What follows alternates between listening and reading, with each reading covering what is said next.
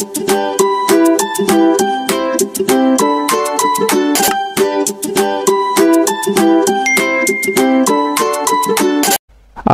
salam matematika untuk anak-anak SMP kelas 9. Pada video pembelajaran ini, kita akan membahas latihan penilaian akhir semester pas semester ganjil untuk materi persamaan kuadrat, fungsi kuadrat, dan transformasi geometri. Ada 30 pilihan ganda, kita belajar dari pembahasannya. Selamat menyaksikan. Soal pertama. Penyelesaian dari persamaan kuadrat 6x kuadrat dikurangi 12x sama dengan 0. Berarti kita mencari akar-akar penyelesaiannya ya. Kita buat kerangkanya 1. Karena di sini hanya terdiri dari 2 suku dan bukan bilangan kuadrat. Nah, Pak Wandri siapkan ada 3 isian yang harus kita isi.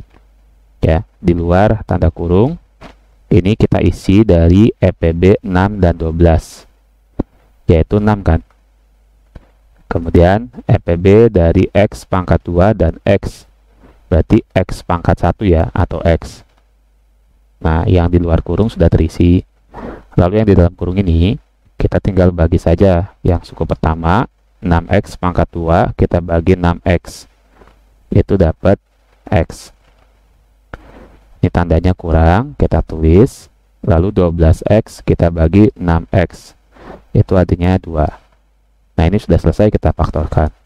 Kemudian kita lanjutkan mencari akar penyelesaiannya.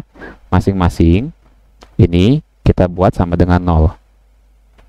Jadi 6x sama dengan 0, atau x kurangi 2 sama dengan 0. Nah, 6x sama dengan 0 yang pertama, ya kita tulis x1, ini sama dengan 0 ya. Nah, yang kedua, atau x kurangi 2 sama dengan 0, berarti x yang kedua itu sama dengan 0. Jadi jawabannya adalah 0 dan 2. Opsi jawaban C. Semoga paham ya. Soal kedua ya. Diketahui suatu persegi panjang memiliki panjang 2x tambah 3 cm dan lebar x kurang 5 cm. Keliling persegi panjang tersebut. Nah, jadi kita tinggal menggunakan rumus keliling. Rumusnya kita bisa buat seperti ini, atau kita uraikan saja 2P tambah 2L. Nah, misalnya kita ambil yang ini ya. Jadi tinggal kita substitusi nilai P dan nilai L-nya. 2 kali P berarti 2 kali 2x tambah 3, kemudian tambah 2 kali lebarnya x kurang 5. Nah, ini tinggal kalikan distributif semua. 4x tambah 6, ini 2x min 10. Nah, sekarang kita tinggal kelompokkan yang sama. 4x sama 2x itu ditambahkan 6x. 6 dengan negatif 10 kita tambahkan jadi negatif 4. Dalam kurung ya, ini ya, satuannya cm. Jadi kelilingnya adalah 6x kurangin 4 cm. Opsi C. Semoga paham ya. Soal ketiga. Nilai diskriminan dari persamaan kuadrat ini. Untuk memulai mencari diskriminan, ya, kita harus menentukan nilai A, B, C pada setiap suku persamaan kuadrat tersebut. Nilai A-nya 2, nilai B-nya ini adalah negatif 10, dan nilai C-nya adalah 5. Rumus diskriminan adalah B kuadrat dikurangi 4 kali A kali C. Tinggal kita substitusikan semua yang diketahui ya. B kuadrat negatif 10 kuadratkan dikurangi 4 dikalikan A-nya 2 dikalikan C-nya 5. Negatif 10 dikuadratkan itu jadi 100, kurangi 4 kali 2 8, 8 kalikan 5 40. Jadi 100 dikurangi 40 yaitu 60. Nilai diskriminannya adalah 60. Opsi jawaban D. Oke, semoga paham ya. Soal keempat ya. Sumbu simetri dari persamaan kuadrat x kuadrat ditambah 6x ditambah 5 sama dengan 0. Oke, untuk mencari sumbu simetri kita perlu nilai A dan B pada setiap sukunya ya. Nilai A itu di depan 1, ini nilai B di depan X yaitu 6. Kita gunakan rumus sumbu simetri min B per 2 kalikan A. Jadi min B-nya itu 6 per 2 kalikan A-nya 1. Min 6 per 2, ya, X-nya sama dengan min 3. Jawabannya opsi A. Oke, semoga paham ya. Soal kelima ya. Perhatikan pernyataan di bawah ini, ada 1-4 pernyataan yang benar. Nah, untuk soal ini kita mengecek bentuk dari pemfaktoran persamaan kuadrat ya. Yang nomor 1, kita bisa lakukan saja dengan perkalian distributif. 3x kali x itu 3x kuadrat, betul. 3x kali 4 itu 12x. Maka pernyataan nomor 1 betul. Pernyataan nomor 2, nih, 5x kalikan 5x itu jadi 25x kuadrat. 5x dikalikan negatif 4 jadi negatif 20x. 9 dikali 5x itu 45x. Kemudian 9 dikalikan negatif 4 itu negatif 36. Ini kita bisa rapikan jadi yang di suku kedua.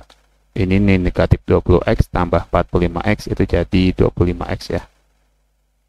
Nah, yang kanannya itu tetap negatif 36.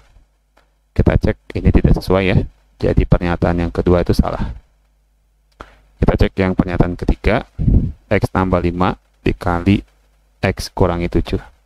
Pakai warna merah. X dikali x jadi x kuadrat.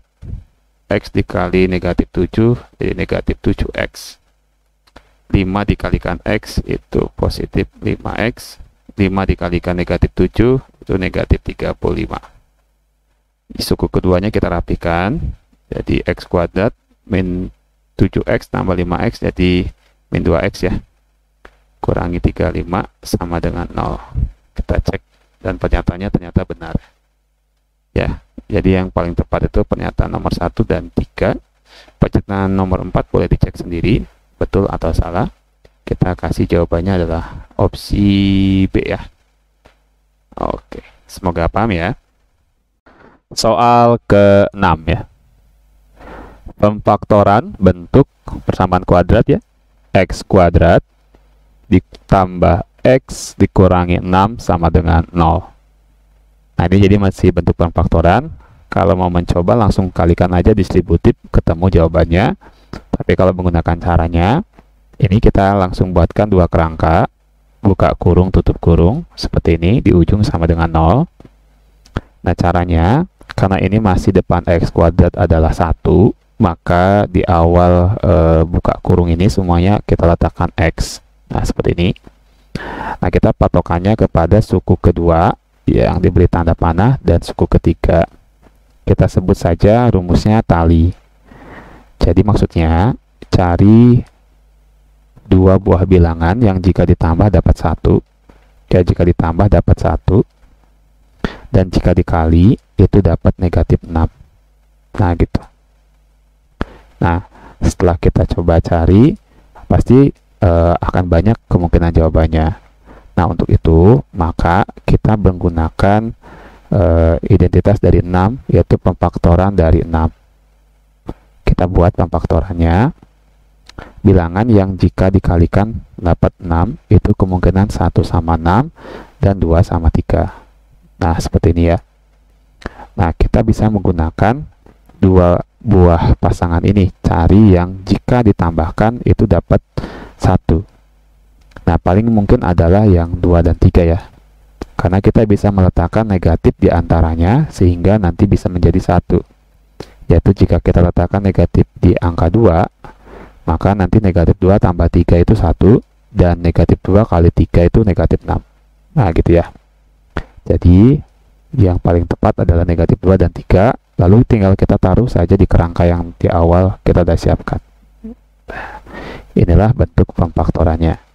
Jadi X kurangi 2 dan X tambah 3. Itu opsi jawabannya A. Oke, semoga paham ya. Soal ke-7. Pemfaktoran dari 16x kuadrat dikurangi 9y kuadrat. Sini sama dengan 0 seharusnya ya. Nah, untuk pemfaktoran ini, ini hanya 2 suku. Betul ya. Lalu kita perhatikan bilangannya, ternyata ini bilangan kuadrat sempurna. Maka yang kita lakukan adalah menggunakan 2 kerangka seperti ini. Ya, bisa juga 2 suku, tapi kalau bukan bilangan kuadrat sempurna, maka hanya 1 kerangka. Ini pengecualian khusus untuk bilangan kuadrat dua-duanya. Maka caranya adalah cari akar dari 16 dan akar dari 9. Untuk yang di awal, letakkan yang di awal di sini. Akar dari 16 itu 4, berarti kita taruh 4, juga 4 di awal masing-masing. Nah, begitu juga dengan cari akar dari 9, yaitu 3, karena ini di akhir, maka kita tulis 3 di sini. Nah, seperti itu. Jadi kita langsung menggunakan akar dari bilangannya. Nah, kemudian lihat di sini ini X kuadrat, maka kita tinggal tulis X di awal, X juga di awal sini. Nah, ini Y kuadrat, kita tulis Y yang di akhirnya, kita tulis Y di akhirnya. Kemudian negatif atau kurang, ini dapat dihasilkan dari penjumlahan operasi tanda yang berbeda, yaitu bisa positif negatif atau bisa negatif positif. Nah, ini sudah menjadi pemfaktorannya. Mudah ya. Jadi jawabannya adalah, kita cek 4x tambah 3y, 4x kurang 3y. Opsi C ya. Oke, semoga paham ya. Soal ke-8. Akar-akar persamaan kuadrat. Nah, x kuadrat tambah 7x kurangi 8 sama dengan 0. Nah, ini model soal sebelumnya. Ini terdiri dari 3 suku, maka kita gunakan 2 kerangka di akhir sama dengan 0. Masih ingat di soal sebelumnya kita tulis tali ya. Jadi cari 2 buah bilangan yang jika ditambah dapat 7 dan jika dikali dapat negatif 8. Nah, maka kita gunakan identitas 8, cari faktor dari 8, yaitu perkalian 1 sama 8 atau 2 sama 4, kan begitu ya. Nah, yang jika ditambah dapat 7, paling mungkin itu adalah 1 sama 8. 2 sama 4 tuh nggak bisa ya. Nah, 1 sama 8 paling mungkin karena kita bisa meletakkan negatif di antara 1 dan 8. Ya, kita letakkan di angka 1 negatif. Jadi kalau kita tambahkan negatif 1 tambah 8 itu 7. Dan negatif 1 dikali 8 itu negatif 8. Itu paham ya? Nah, di awal seperti soal sebelumnya kita letakkan X di awal kerangka ini.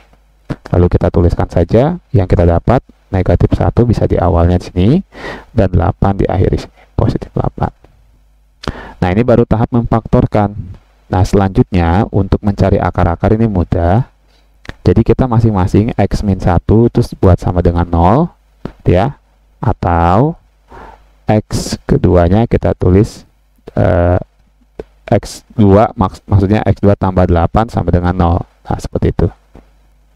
Nah, X1 kita tulis sama dengan 1 dan X2 ini kita tulis sama dengan negatif 8.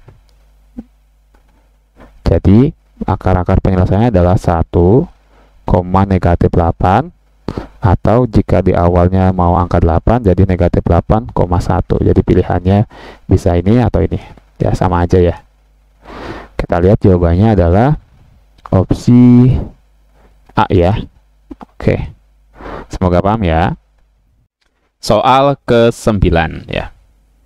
Akar-akar persamaan kuadrat 2x kuadrat ditambah 4x kurangi 6 sama dengan 0 adalah berapa? Nah, ini seperti soal nomor 8, kita mencari akar-akarnya. Nah, kita harus melewati tahap pemfaktoran dulu ya. Kita awali dengan kurung buka, kurung tutup, 2 kerangka, jadi sama dengan 0 di akhir. Nah, ada perbedaannya. Kalau nomor 8 itu kan di depan X kuadratnya 1, sedangkan sekarang ini di depan X kuadratnya 2. Lebih dari 1. Jadi kita awali di sini kita tulis depannya depan buka kurung ini ya, 2X, ini juga sama 2X. Oke, sampai sini bisa paham ya.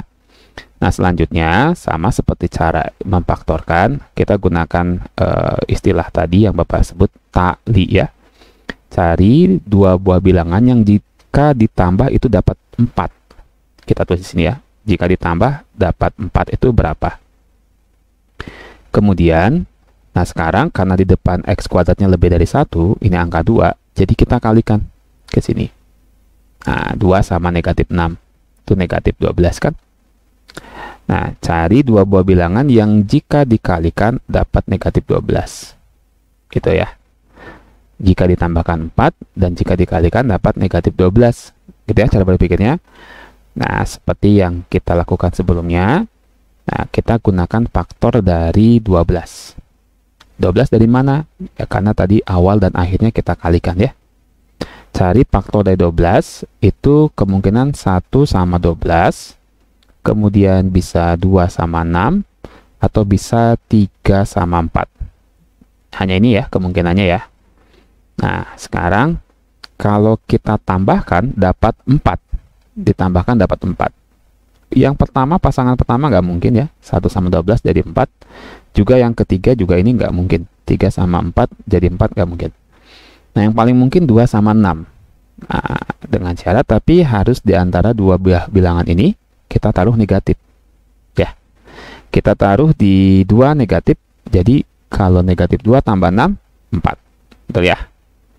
Terus negatif 2 dikali 6 itu negatif 12, betul ya. Nah, berikutnya sekarang tinggal kita masukkan nih. Nah, negatif 2 dan 6 kita taruh di kerangka ini, misalnya di sini bisa, atau di sini juga bisa, atau mau dibalik bisa, di mana saja boleh. Biasanya lebih besar di awal ya. Nah, kemudian karena ini depan depan X-nya adalah lebih dari 1, maka kita harus sederhanakan. Kita bagi dengan 2. Ya, kalau misalnya kita lihat 2X sama 2X kan langsung kita kalikan nanti jadi 4X. Padahal soalnya 2X, nggak mungkin. Jadi harus kita sederhanakan. Nah, kita bagi 2 tapi salah satunya saja yang bisa dibagi, berarti yang lainnya tidak, artinya dari 2 suku ini. 2X tambah 6 kalau kita bagi 2 masing-masing bisa ya, jadi X tambah 3 yang pertama nih, suku pertama. Nah, makanya suku yang kedua ini 2X kurangi 2 kita tulis lagi, karena ini sudah dibagi, yang ini berarti enggak, gitu ya.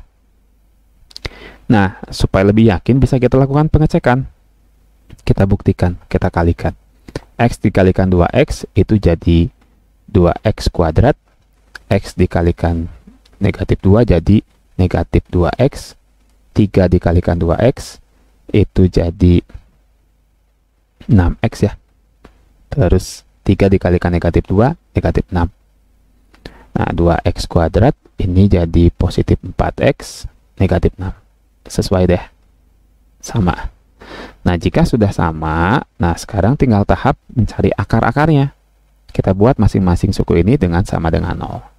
X tambah 3 sama dengan 0, atau 2X kurangi 2 sama dengan 0. Nah, gitu ya. X tambah 3 sama dengan 0, jadi X sama dengan negatif 3, atau 2X sama dengan 2. Gitu ya. Pindahkan negatif 2-nya ke kanan. X sama dengan 1. Jadi, himpunan penyelesaiannya atau akar-akar persamanya adalah negatif 3,1. Ya, tinggal kita gabungkan saja. Jawabannya adalah opsi A. Oke, semoga paham ya. Soal ke-10. Persamaan kuadrat yang memiliki akar-akar persamaan 2 dan 3 adalah berapa? Oke, jadi soal ini sebenarnya kita coba mengingat kembali pada saat kita memfaktorkan sebuah persamaan ya. Kalau kita tulis X kurangi 2, sama dengan 0, gitu ya. Ini kan artinya nanti negatif 2 pindah ruas ke kanan, jadi X positif 2, gitu ya. Jadi kalau nanti di dalam soal tertulis ini positif 2, positif 3, maka jadi kebalikan tandanya. Jadi kalau akarnya 2, ya X1-nya 2, maka nanti kita bentuk pemfaktorannya X kurangi 2. Paham ya? Kalau X1-nya min 2, Pak, jadi nanti X plus 2. Lawan tandanya saja. Nah, yang X2-nya ini 3. Berarti di sini kita tulis X kurangi 3. Inilah bentuk pemfaktorannya. X kurangi 2 dan X kurangi 3. Nah, opsi jawabannya adalah D ya. Oke. Semoga paham ya. Soal ke-11. Sekarang kita udah masuki soal fungsi kuadrat. Jika suatu fungsi kuadrat fx sama dengan ax kuadrat tambah bx tambah c memiliki nilai a positif, maka kurva grafik fungsi tersebut keadaannya bagaimana ya? Nah, kita tahu jika nilai a itu di depan x kuadrat lebih dari 0 itu positif ya. Maka kurva bentuk parabolanya itu terbuka ke atas. Nah, gitu ya. Sedangkan jika a ya kurang dari 0 maka negatif gitu ya. Ini kurva atau parabolanya akan terbuka ke bawah. Nah, ini pemahaman yang sudah di awal kita pelajari ya. Terbuka ke atas seperti ini, sedangkan terbuka ke bawah seperti ini. Ya, seperti huruf U dan N. Maka untuk soal nomor 11 jawabannya adalah opsi C. Oke, semoga paham ya. Soal nomor 12. Jika Y sama dengan X kuadrat digeser 5 satuan ke atas, maka rumus fungsinya menjadi apa? Nah, kita pahami Y sama dengan X kuadrat pada bidang kartesius itu dia terletak tepat memotong di 0,0 ya, atau di titik pusat O. Jadi kurvanya ini akan terbuka ke atas karena depan X kuadratnya 1 lebih besar dari 0 positif. Jadi kurang lebih seperti ini. Nah, ini kurvanya modelnya. Nah, digeser 5 satuan ke atas. Jelas ini ke atas berarti nilai Y-nya positif ini ya, sumbu Y. Jadi nanti dia ada di sini. Kira-kira ini 5. Nah, maka kurvanya masih tetap terbuka ke atas, tetapi dia akan naik 5 satuan ya. Nah, maka rumus fungsinya itu menjadi ini, yang opsi B yang paling tepat. X kuadrat tambah 5. Gitu ya. Semoga paham ya. Soal nomor 13. Fungsi kuadrat yang sumbu simetrinya sama dengan 0 adalah, nah, arti sumbu simetri itu kan kita udah pelajari di awal, nilai tengah atau X dengan rumus min B per 2A. Nah, jadi maksudnya 0 itu X bernilai 0, gitu kan? Nah, untuk mengetahui mana yang sumbu simetrinya 0, ini mudah. Supaya 0 itu hanya ada satu kemungkinan pada bentuk pecahan, pembilangnya harus 0. Itu syaratnya. Kalau penyebutnya 0, tidak akan menghasilkan apapun. Jadi harus pembilangnya 0. Nah, pembilang itu kan di sini adalah nilai B, atau pada bentuk persamaan kuadrat itu suku kedua. Lihat opsi A, B, C, D, yang suku keduanya 0. Adalah yang ini ya, yang A. Y sama dengan X kuadrat kurangi 4. A-nya 1, B-nya 0, dan C-nya negatif 4. Jadi kalau kita letakkan di sini, di rumus, kurangi, terus 0 per 2 kali A, 2 kali 1. Jadi negatif 0 per 2 itu ya 0. Gitu ya. Ini yang dimaksud dengan nilai sumbu simetri sama dengan 0. Jadi opsi jawabannya A. Oke, semoga paham ya. Soal nomor 14. Fungsi kuadrat yang tidak memotong sumbu X. Nah, sebelum kita lanjutkan, kita harus ingat dulu. Jadi ada 3 kriteria dari nilai diskriminan ya. Ini kenapa jadi diskriminan? Ya, karena untuk fungsi kuadrat memotong di sumbu X itu kita lihat dari kondisi nilai D-nya atau diskriminan. Ada 3. Yang pertama, jika diskriminan lebih besar dari 0, jika diskriminan sama dengan 0, dan diskriminan kurang dari 0. Jika D-nya lebih dari 0, maka dia memotong di 2 titik, X1, X2 gitu ya. Ini akan mendapatkan 2 akar real yang berbeda. Sedangkan untuk D sama dengan 0, ini artinya X1-nya itu sama dengan X2. Jadi ada 2 akar, tapi kembar. Gitu ya, 2 akar, tapi kembar. Ini memotong di sumbu X 1 titik saja. Ya, kalau yang atas 2 titik. Sedangkan D kurang dari 0, ini tidak akan memotong di sumbu X, atau yang kita sebut nanti ini tidak memiliki akar-akar real, bilangan imajiner, seperti itu. Jadi dia tidak memiliki nilai akar, baik X1 ataupun X2. Nah, ini pemahaman dulu. Jadi maksudnya soal ini yang tidak memotong sumbu X, maka kita cari nilai diskriminan kurang dari 0. Dengan rumus diskriminan itu B kuadrat dikurangi 4 kali A kali C. Ini yang sudah kita pahami. Oke. Nah, ini Pak Wandri sudah cek A, B, C, D ya. Nanti bisa dicek sendiri. Yang paling tepat adalah opsi D ya. Kita coba aja masukkan. A-nya ini berarti kita baca opsi D itu 3, B-nya itu negatif 7, dan C-nya itu 5 ya. Nilai D-nya berapa? Kita masukkan. B kuadrat berarti negatif 7 kuadrat kurangin 4 dikali A, 4 dikalikan 3, kemudian dikalikan lagi C-nya 5. Nah, ini ya. Negatif 7 dikuadratkan jadi 49 ya. Kurangi 4 kali 3 itu 12. 12 dikalikan 5 itu 60. Jadi 49 kurangi 60 itu negatif ya, negatif 11. Dan ini lebih kecil dari 11. Lebih kecil dari 0. Maka tidak memotong sumbu X atau tidak memiliki akar-akar penyelesaian. Jawabannya D. Silakan boleh cek opsi A, B, C. Ini D-nya berapa? Semoga paham ya. Soal ke-15. Fungsi fx sama dengan 2x kuadrat dikurangi x dikurangi 4 memotong sumbu y di titik berapa? Nah, ini seperti pada langkah-langkah ketika kita membuat grafik fungsi kuadrat ya. Kita mencari titik potong terhadap sumbu x itu bisa dengan mencari aja akar-akar penyelesaiannya. Nah, jika kita mencari titik potong terhadap sumbu y, maka artinya ini model persamaannya kita tulis seperti ini dulu ya. Fx-nya kita ubah jadi y. 2x kuadrat kurangi x kurangi 4. Nah, artinya maka kita buat x-nya itu sama dengan 0. Jadi gantian dengan yang kalau memotong di sumbu x. Kita buat sekarang x-nya 0. Nanti y-nya berapa? Itu maksudnya. Nah, kita ganti x-nya 0. 2 kali 0 kuadrat kurangi 0 kurangi 4. Jadi berapa nih?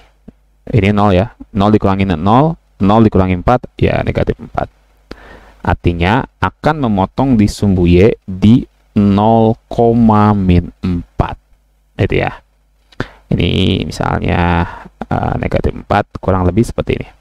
Nah, nanti dia akan memotong di sini. Nah, ini yang ditebelin 0, min 4. Oke, semoga paham ya.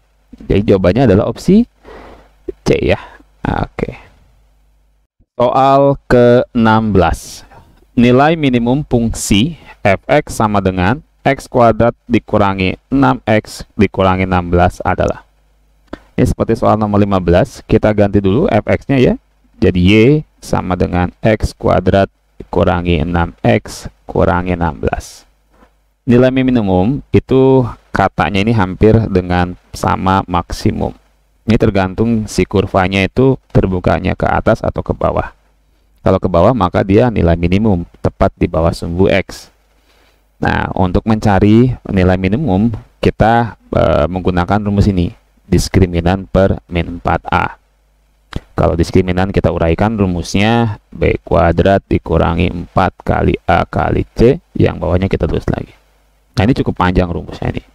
Bukan hanya panjang dan harus teliti. Nah, Pak Wandi tawarkan dengan cara yang kedua. Jadi, caranya itu bisa kita langsung cari nilai X-nya. Maksudnya kita nyari nilai tengah, artinya kita cari sumbu simetrinya. Ya, sumbu simetri kan X ya, berapa gitu.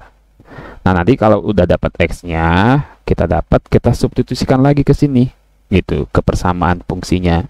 Nah, akan menghasilkan nilai Y sama dengan berapa gitu ya. Kita ambil dulu nilai A, B, C-nya.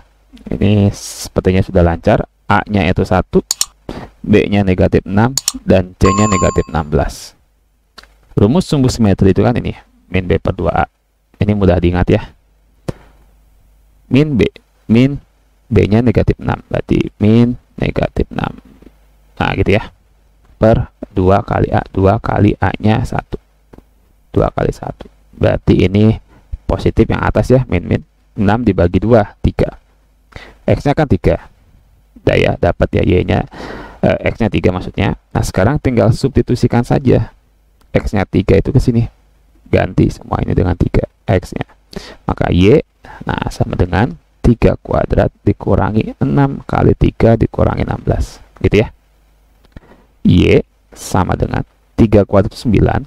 9 dikurangi ini perkaliannya 18. Kurangi 16. Gitu ya. 9 dikurangi 18 itu negatif 9. Negatif 9 dikurangi 16 itu negatif 25. Betul ya. Jadi tepat dia itu di sumbu Y di bawah ya, negatif 25. Jawabannya adalah opsi A. Oke, semoga paham ya. Kalau mau dicoba dengan rumus ini silakan sebagai pembanding. Soal ke-17 ya, persamaan fungsi kuadrat pada gambar di bawah ini. Nah, ini ada beberapa cara untuk menjawab soal ini. Tapi karena kita merujuk pada gambar, kita perhatikan saja grafik parabola ini memotong sumbu X-nya. Ini X1 kita tulis adalah 1 dan X2-nya ini adalah 5. Nah, ini sebelum soal ini, di soal sebelumnya itu ada untuk menentukan faktor dari akar-akar persamaan kuadrat. Jadi kita anggap ini sebagai akar-akarnya 1 dan 5. Maka kalau 1 ini positif, kita ubah jadi X min 1.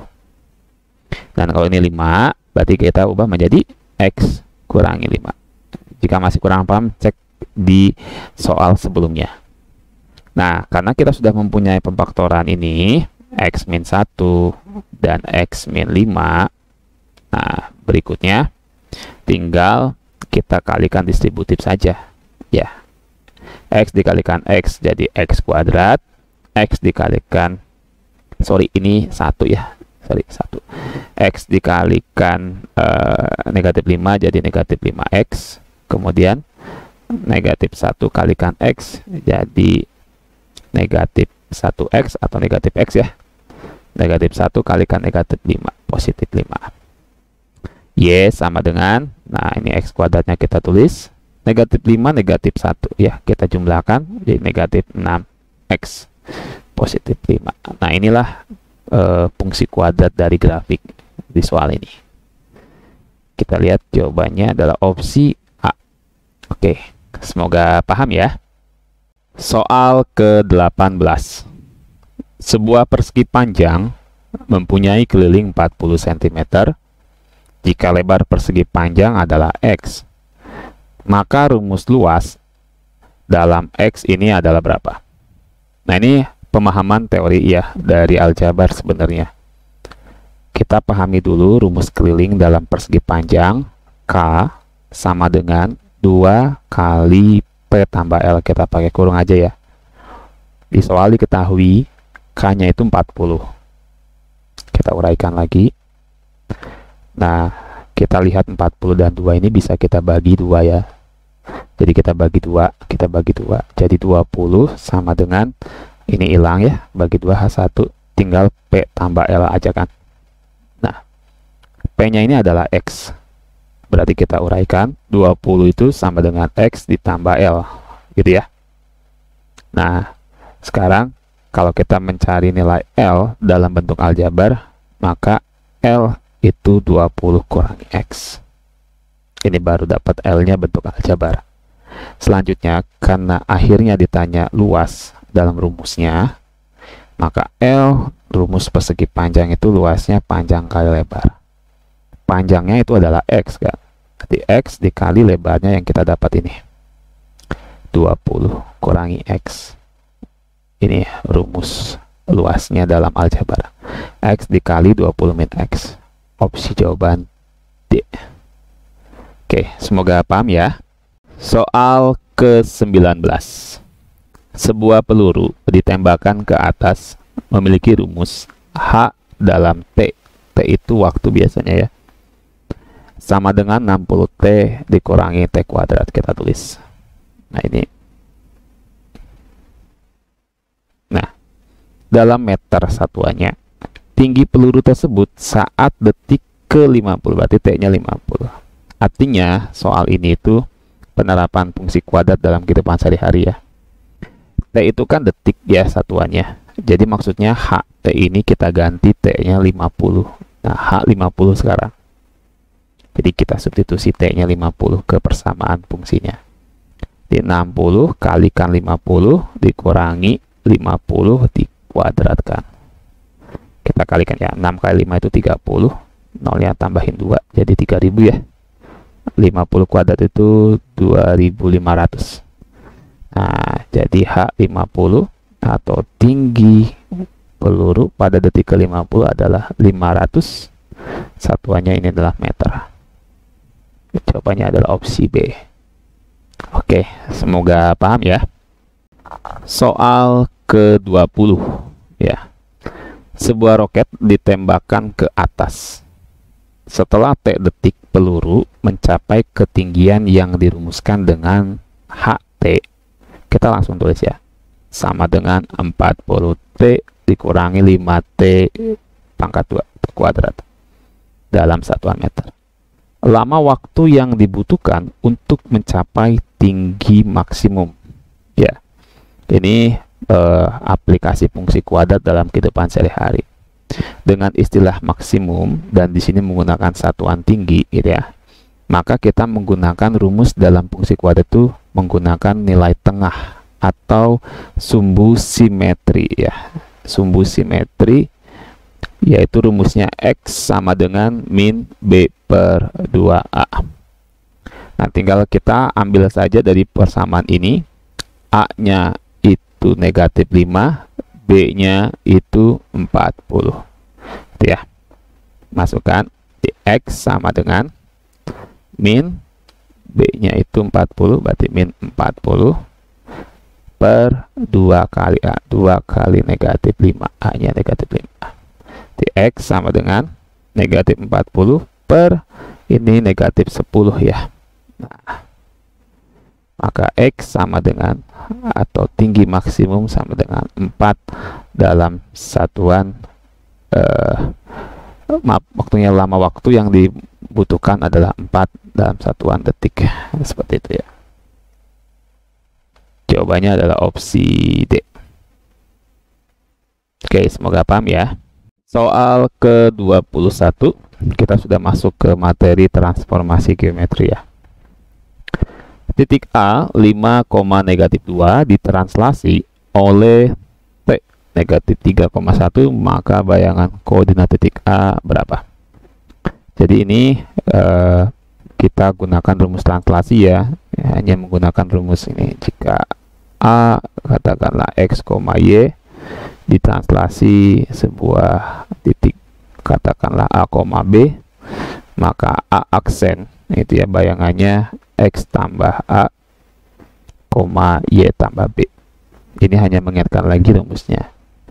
Jadi A di sini 5,-2 ditranslasi oleh T negatif 3,1, maka A aksen di sini menjadi 5 ditambah negatif 3 koma negatif 2 ditambah 1. Gitu ya. A aksen sama dengan 5 tambah negatif 3 itu jadi 2. Negatif 2 tambah 1 itu jadi negatif 1. Ya, jawabannya adalah, kita lihat, 2, negatif 1. Tidak ada ya, kita tulis aja di sini A aksen 2, negatif 1. Ya, prinsipnya seperti ini caranya. Oke, semoga paham ya. Soal ke-22. Ini seperti soal sebelumnya ya, materi translasi. Bayangan titik C 2,8 jika digeser oleh T1 dan dilanjutkan T2. Maka ini jadi bayangannya 2 kali ya. Kita tulis C double aksen. Nah, ini diberikan warna merah saja. Jadi 2 artinya ditambahkan 2 ditambahkan negatif 2. Gitu ya. 2 ditambah dengan 2 ditambah negatif 2, kemudian yang satu lagi warna biru, 8 ditambahkan 8 ditambahkan negatif 5. 8 ditambah 8 ditambah negatif 5. Ya, kita hitung. Jadi yang kiri atau sumbu X-nya 2 tambah 2, 4. 4 ditambah negatif 2 itu jadi 2. Kemudian yang kanan, yang sumbu Y, 8 tambah 8, 16. 16 ditambah negatif 5 itu 11. Ya, 2,11 jawabannya. Di opsi jawabannya adalah D. Oke, semoga paham ya. Soal ke-23. Jika titik A 27, negatif 12 digeser oleh sebuah translasi, katakan A, B, maka bayangannya menjadi A aksen 20, negatif 3. Maka nilai dari A tambah B ini berapa? Jadi kita gunakan aturan translasi itu kan penjumlahan. Jadi 27 yang awal ini ditambahkan A itu dapat 20. Ini. Kan gitu. Nah, berikutnya juga sama. Ini yang kedua, negatif 12 ditambahkan B itu sama dengan negatif 3. Nah, gitu kan. Maka untuk mencari besar translasinya, maka A itu 20, kita kurangin 27, A-nya negatif 7. Untuk B, maka B sama dengan negatif 3. Ini pindah ruas dari kiri ya, jadi positif 12. Negatif 3 tambah 12 itu dapat 9. Ya, jadi pertanyaan akhirnya A tambah B berarti negatif 7 ditambah 9 itu 2. Ya, jawabannya adalah opsi C. Oke, semoga paham ya. Soal ke-24. Bayangan titik C 2,8 jika dicerminkan oleh sumbu X jadi berapa? Nah, ini kita ingat rumus untuk pencerminan terhadap sumbu X. Jika titik mula-mula X, Y dicerminkan terhadap sumbu X, maka rumusnya menjadi X, negatif Y. Maka jika C 2,8 dicerminkan terhadap sumbu X, maka Y-nya dikali negatif 1 ya. Jadi C aksen 2, negatif 8 ya. Ini mudah ya, semoga paham. Jawabannya adalah opsi B ya. Soal ke-25. Jika titik A 27, negatif 12 dicerminkan menjadi A aksen, bayangannya ini negatif 27,12. Sumbu refleksinya yang tepat ini apa? Nah, kita perhatikan untuk menjawab karakter soal seperti ini. Lihat perubahan yang terjadi. Apakah dia mengganti posisi? Tidak ya, X dan Y-nya tetap posisinya. Sementara yang kita lihat adalah tanda negatifnya. 27 menjadi negatif 27 itu karena dikali negatif 1. Berarti kalau di sini kita tulis X, maka A aksennya negatif X. Kalau ini Y-nya adalah negatif Y yang bawah ini ya, maka di sini bayangan jadi Y. Maka ini kan sebenarnya dua-duanya berubah tanda. Nah, pada rumus refleksi yang bisa berubah dua-duanya tandanya itu adalah pencerminan terhadap titik pusat. Jika A X, Y katakan ya, maka A aksennya terhadap titik pusat ini ya, itu jadi negatif X, negatif Y ya. Jadi 27 nya dikali negatif 1 jadi negatif 27, dan negatif 12 nya dikali negatif 1 jadi positif 12. Nah, jadi perubahannya seperti itu. Jadi jawaban yang paling tepat adalah opsi B. Oke, semoga paham ya. Soal ke-26. Jika titik A 2,8 dicerminkan menjadi A aksen 2,12. Kita tulis ya. Ini dicerminkan menjadi A aksen 2,12. Sumbu refleksinya adalah berapa? Nah, ini pencerminannya terhadap X sama dengan H. Ya, ada yang X sama dengan H atau Y sama dengan H. Nah, pilihannya antara dua itu. Nah, kita tulis dulu ya. Kalau X sama dengan H, itu menjadi, ini anggapannya semua titik mula-mulanya X, Y ya. Jadi ini 2 kalikan H dikurangi X, Y. Y-nya diberi warna merah.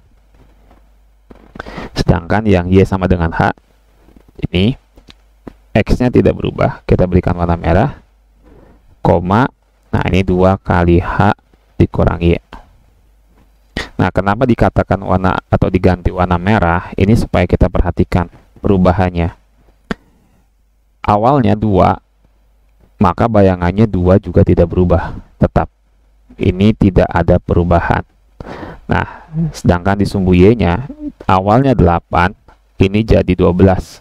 Ini kan berubah. Ya, perhatikan pada rumus yang tetap itu jika di sini pencerminan terhadap Y sama dengan H, maka X-nya tetap.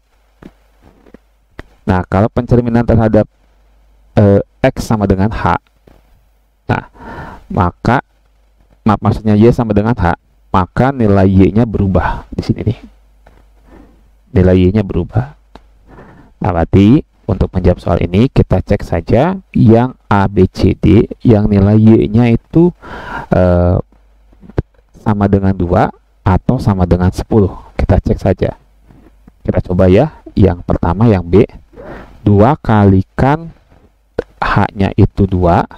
Berarti 2 kali 2 dikurangin Y-nya itu 8.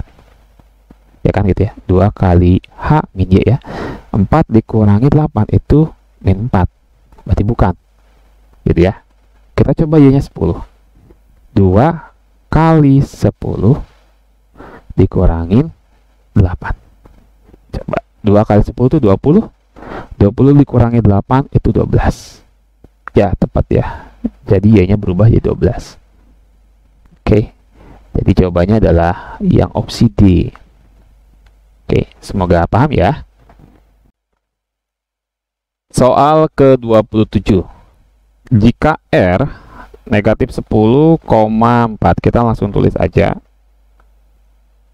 Negatif 10,4 dirotasikan dengan pusat O ya 0,0 sejauh 90 derajat, maka bayangan R berapa? Nah, ini kita perlu tahu rumusnya. Nah, X, Y ya dirotasi dengan titik pusat O ya sejauh 90 derajat positif ya. Ini maka rumusnya menjadi, kita balik dulu posisi Y, X. Kita ingat aja kalau positif 90, Y-nya yang negatif. Nah, gitu ya. Maka di sini R aksennya gitu ya. Kita balik dulu 4 dan 10-nya kita balik ya. Kita tulis 4, 10. Nah, sekarang Ini Y-nya itu harus dikali negatif 1. Berarti 4-nya dikali negatif 1, min 4. Nah, X-nya itu bawahnya dan negatif 10 ya. Jadi koma negatif 10. Nah, gitu. Bisa dipahami ya. Jadi jawabannya adalah negatif 4, negatif 10. Opsi B. Oke, semoga paham ya. Soal nomor 28. Jika K aksen itu negatif 12,6. Kita taruhnya di sebelah kanan ya. K aksen negatif 12,6 adalah bayangan K. Nah, bayangan dari K ya awalnya. Hasil dari rotasi dengan pusat di O sejauh 180 derajat. Maka koordinat titik K mula-mulanya berapa?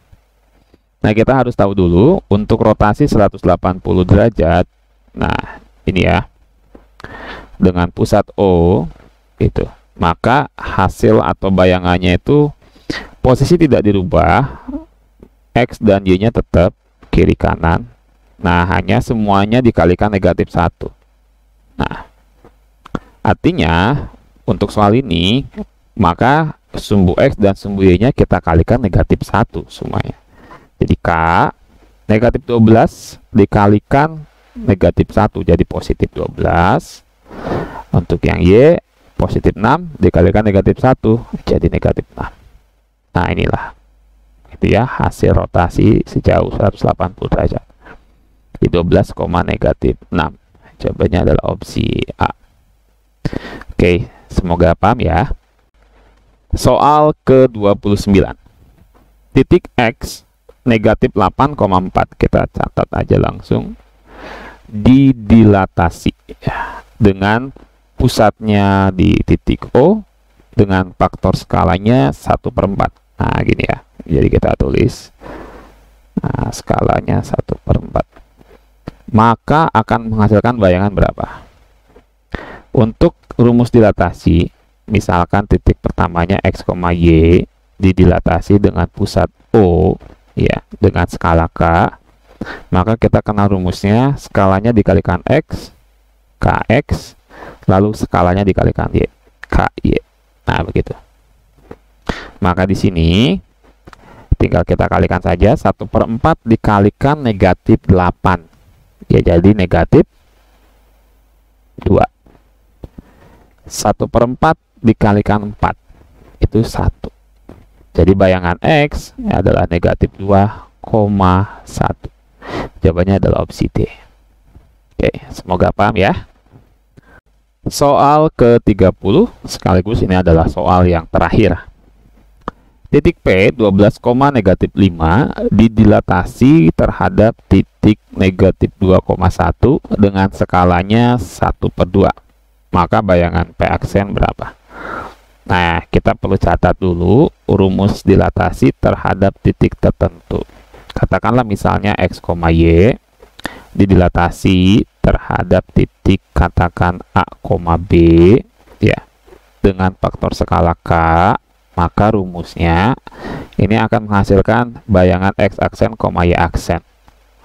X aksen ini didapat dari skala kita kalikan dengan X dikurangi A ditambahkan A ya ini. Kemudian Y aksen kita dapatkan K dikalikan ini Y kurangi B ditambahkan B. Oke, ini paham ya rumus ini. Kita lihat titiknya adalah titik P. Titik P ini 12, negatif 5. Maka X-nya 12, Y-nya negatif 5. Didilatasi terhadap titik negatif 2,1. Maka ini artinya A-nya negatif 2, B-nya 1. Dengan faktor skala ini 1/2. Yuk kita ikuti. Maka ini mendapatkan X aksen yang pertama ya. Kita ikuti K, berarti skalanya. Ini kita buat sama dengan, sorry dihapus. Sama dengan setengah kalikan X min A 12 dikurangi negatif 2. Kemudian ditambahkan A, ditambahkan A-nya negatif 2. Nah, seperti ini. Kita langsung cari saja. Ini yang di dalam kurung di awal dikerjakan dulu. 12 ditambah 2, 14 ya. Setengah dikali 14 itu 7. 7 ditambah negatif 2, jadi 7 kurang 2, itu 5. Maka X aksennya itu 5. Nah, untuk Y aksen juga hal yang sama. Setengah kita kalikan Y min B, berarti negatif 5 dikurangin B-nya 1. Ditambahkan lagi B, yaitu 1. Di bawahnya ya ini ya. Berarti setengah kita kalikan negatif 5 kurangi 1, negatif 6 ya. Setengah dikalikan negatif 6, itu kan negatif 3. Negatif 3 tambah 1 itu negatif 2. Nah, ditebelin ya. Jadi bayangannya adalah X aksen, Y aksen, atau P, bayangan dari P adalah 5, negatif 2. Cobanya adalah opsi C. Oke, semoga paham ya.